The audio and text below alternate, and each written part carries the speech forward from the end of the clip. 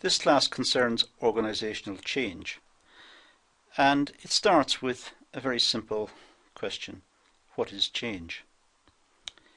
Well, change has been described as a movement between some discrete and rather fixed states.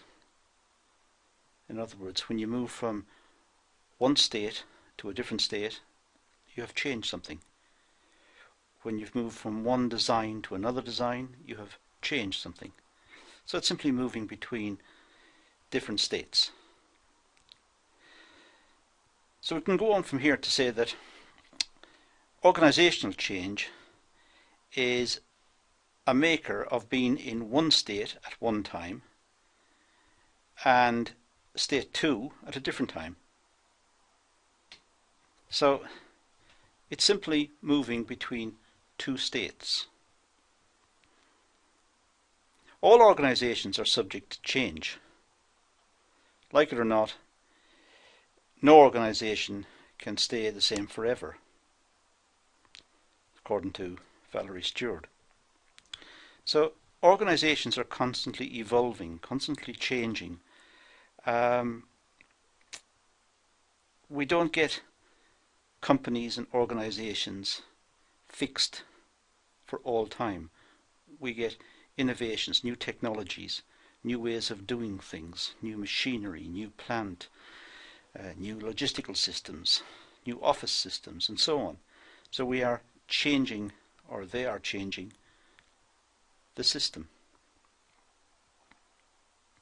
Change is the very essence of business growth. It's inevitable and unavoidable. Change has been with us right from the start of our existence on the planet. We have changed things.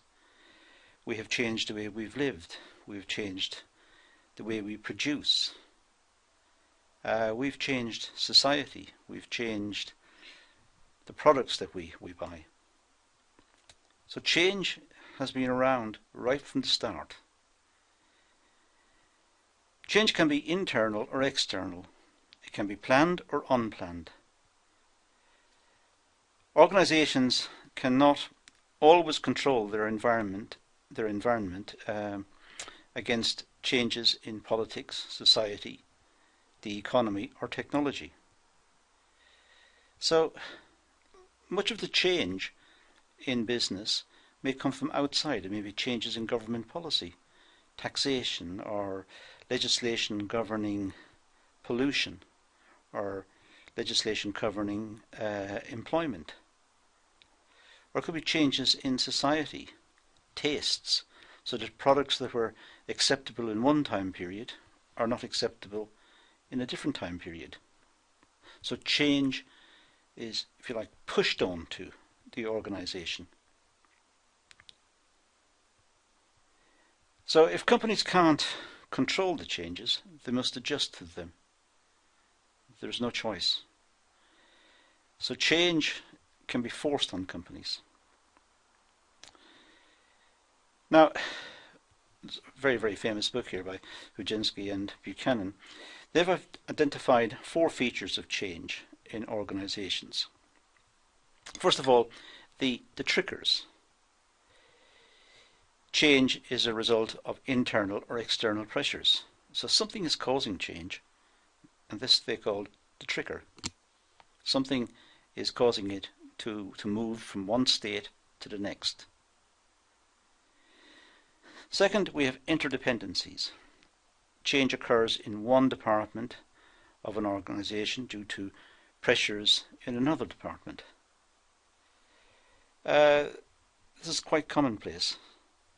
It could be that changes in distribution or distribution methods leads to a change in packaging, leads to a change in production, leads to a change in the way items are produced. You can trace it all the way back, perhaps. Changes in one department within a business may affect other departments. It's as simple as that. Number 3 is conflicts and frustrations. the aims of the managers may not meet those of the employees, and this results in conflict. Not only does this create pressure to change, but also resistance to change. We're dealing with people, and people have aspirations and feelings and emotions, and if a situation arises where the managers wish to implement some change, it may be resisted by the workers for a variety of reasons, and we'll look at this in later videos. But whatever the reason, there can be conflicts and frustrations derived out of proposed changes. And finally, time lags. There are often time differences in adapting to change by different people or departments. The fact that change happens doesn't mean that everybody changes instantaneously. Some people resist it. Some people introduce it at a slower pace. So it's a feature of change that it does not happen perhaps immediately in all departments. Now, the types of change, it can take different forms in different situations and in different organisations. So change is not homogeneous, it's not all the same. Carol O'Connor suggests that there are 3 different forms of change. First of all, there are routine changes. These changes are intended to be part of routine within the organisation. In fact, some changes are built in to the whole production plan. That's the idea, to take raw materials and change it into a final product. And part of that could be to change the way the organisation is and perhaps renew itself periodically. The workforce will be concerned if it doesn't happen. For example, changes in the business at certain peak times, perhaps during the Christmas or the New Year sales times in retailing, or perhaps changes in the business in the postal service coming up to Christmas when more workers are required. That's a matter of routine. Second, improvement involves change which enhances the performance of an organisation by building on current activities. So, we're familiar with technology and the increasing pace of change in technology as applied in business. The changes that are implemented should be improvements. They should lead to greater efficiency. They should lead to greater accuracy and a better experience for the consumer and the producer, so that the changes are improvements. They should be innovative. Changes sometimes introduce quite radical or radically different ways of doing things, of making the product. Sometimes they're very small changes. But one of the driving forces for change is innovation, to enable the producer to bring a new method into play which itself will improve the product or improve efficiency, improve profitability, or give the workers a better working environment or a better working experience. So innovation is a driving force for change.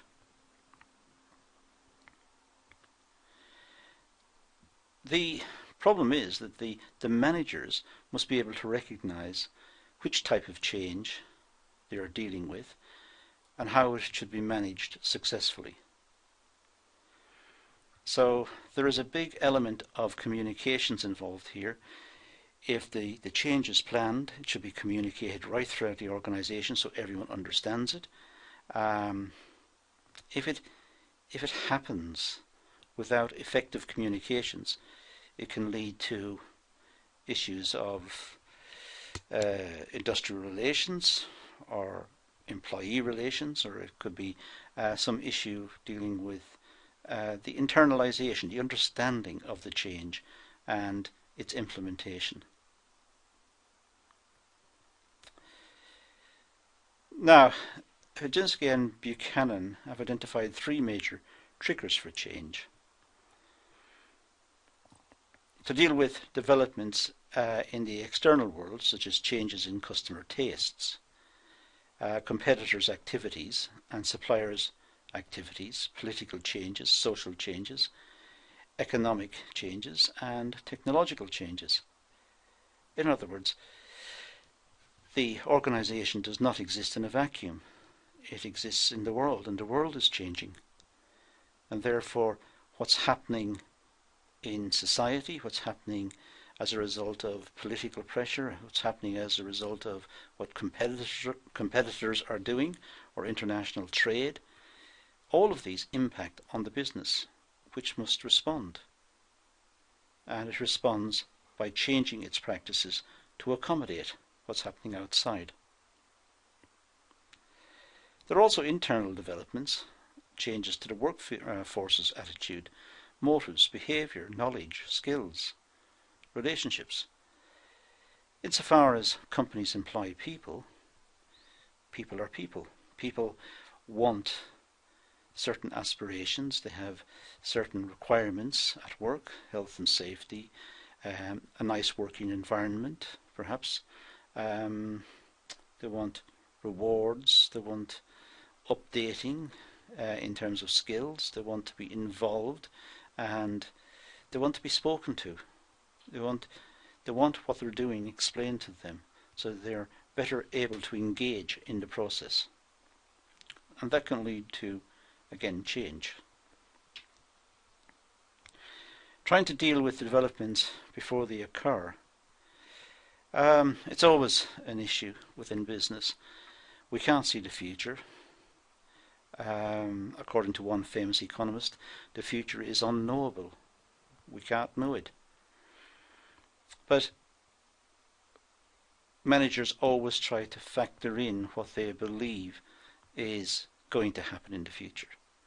And they try to ensure the continuance of the business in the light of an adverse future.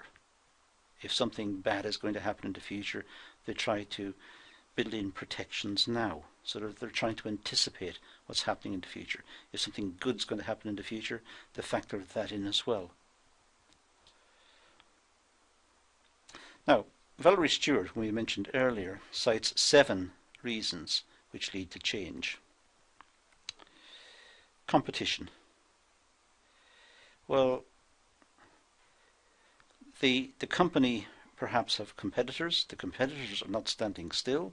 They're innovating, they're changing, they're flexing with the fashion, the tastes in the market.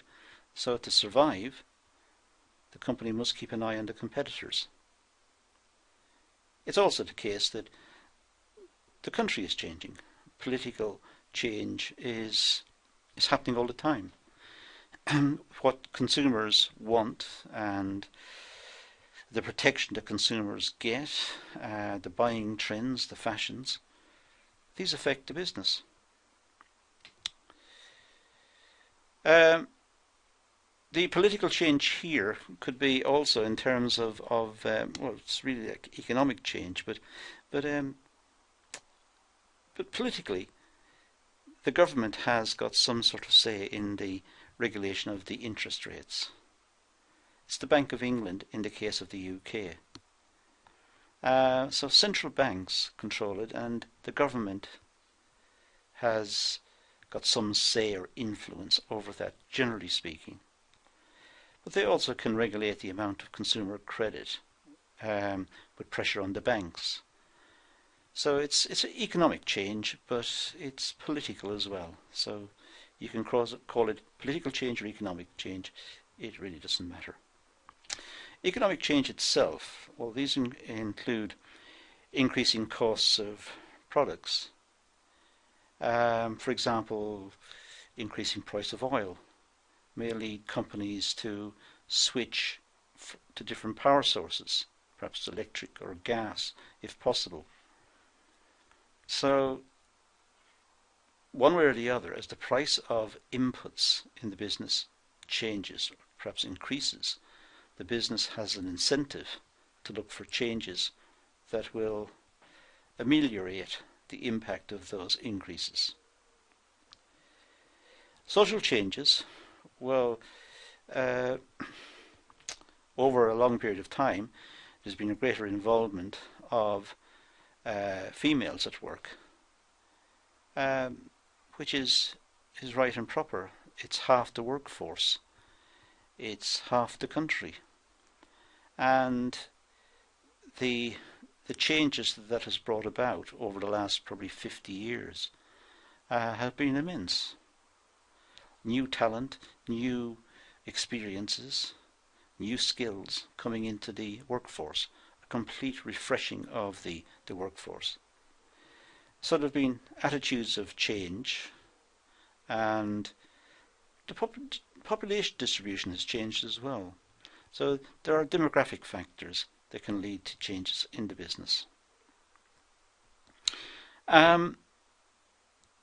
Technological change. These are normally associated with computing and information technology and the rapid response that businesses have towards the consumer requirements, towards the market. And with these changes, as they've come forward, the internet, etc., these are putting pressure on businesses to change as well. There are other areas of change that we could consider which are much more long run, fundamental attitudes in society. I haven't given it as a point here, but there are fundamental changes, perhaps religious changes or societal changes, the way we behave, the way we act, communication systems, transportation, greater contact with different cultures, and international trade and outsourcing. So all of these have brought about the need for change as well. So the slide says 7, I'm itemizing 6. The other ones are dealt with in other videos, but essentially it bubbles down to changes in world trade patterns, outsourcing, and the whole shift in distribution, and a greater understanding of the need to recognize cultural identities and cultural differences. So there are the 7. There's the 6 there, and the final one, which is the more global issue. Now there are other reasons for change. The government, it could make some product legal or illegal. It could introduce new legislation, regulations. It could influence the interest rates, as we said earlier. There are also new pressures, for example, ecological pressures. There is now more understanding of our impact on climate and on the planet on which we live. And companies must take this into account in their production systems. There's also what we call a loss of legitimacy. Sometimes organizations simply are not required. Companies that are on organizations that were important perhaps 100, 200 years ago are no longer important. And if you check back on economic history, there have been many companies like this. The East India Company was once extremely important in the City of London. That's now gone. There was also quite a lot of power gathered by tobacco companies, which for health reasons and social reasons and so on are no longer. So the legitimacy of the business, the reason why the business exists, perhaps, has been taken away. So for a company to survive, it must be able to identify and respond to changes. Now, the forces for change which are external to the business, according to Carl O'Connor. Well, competition, that's outside the business. We've already mentioned it. Companies are not standing still waiting for each other to go first. They're trying to beat each other. It's competition. It's survival of the fittest. There are social values, which are outside. These are the products of health, education, social class, ethics, beliefs, religious values, whatever. And these are impacting also on the business. And in fact, some of these may be changing over time. Education may be becoming better, the environment, greater understanding of our impact on the planet. So it's an external force. I've already mentioned technology earlier. Technology is extremely important. Not just the fact that there are new production machinery, but our understanding of the way in which production should take place.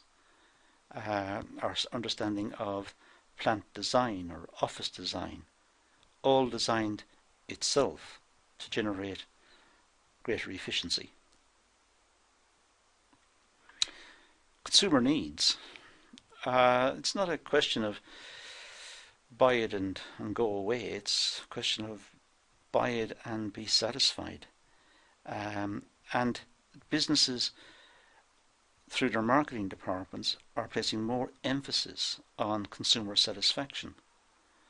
And there is customer relations management, and there is greater contact with the customer and feedback from customers regarding the product, the price, its quality, its attributes, its general attributes. So that's important. And again, it's an external factor. And as I said, some of these are similar to the ones we mentioned in the context of Valerie Stewart earlier. Now let's briefly look at the people involved in change. Well, there are a number of people or groups of people who are involved or affected by change. Johnson and Scholes, two extremely famous writers in the area mostly of strategy, identify some of these groups and explain their roles in the change process.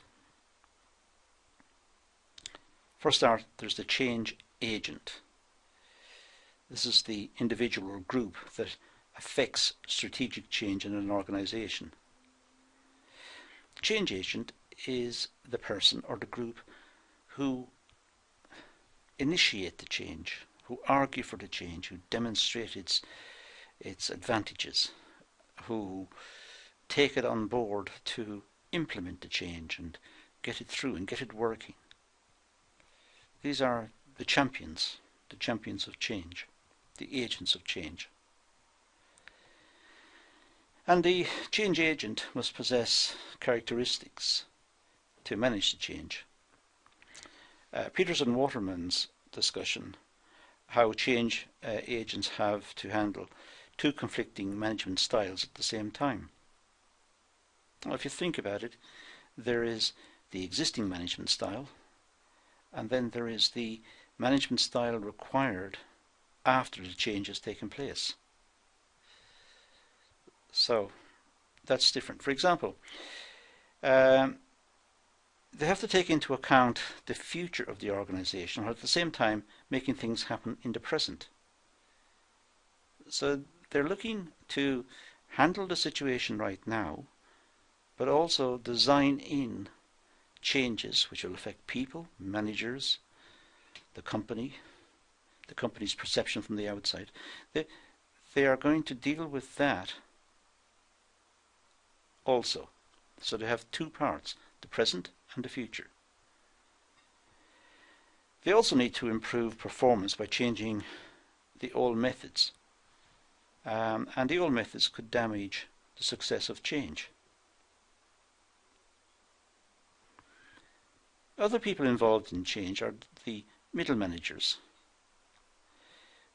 These are the people who oversee the change and try to implement it smoothly without any problems. It's done by making sure that there are sufficient resources, sufficient people are performing, and these are the people who implement the change. The change is handed down from the change agents, who's been approved by senior management. It's a design, it's given to the middle managers, and they implement it. They deliver it.